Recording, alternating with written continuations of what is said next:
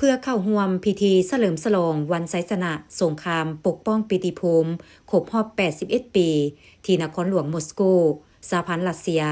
ตามคำเสริญของพระประธานวลาดิเมียร์ปูติน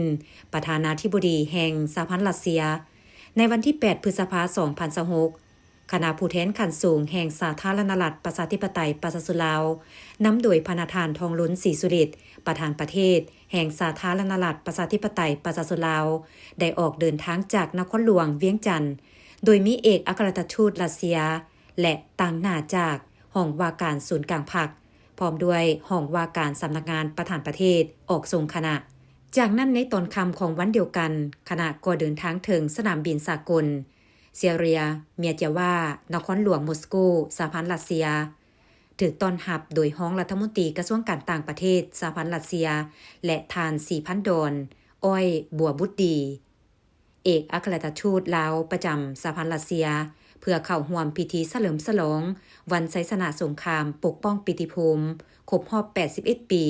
ซึ่งจัดขึ้นในวันที่ 9 พฤษภาคม 2026 ที่นครหลวงมอสโกสหพันธ์รัสเซีย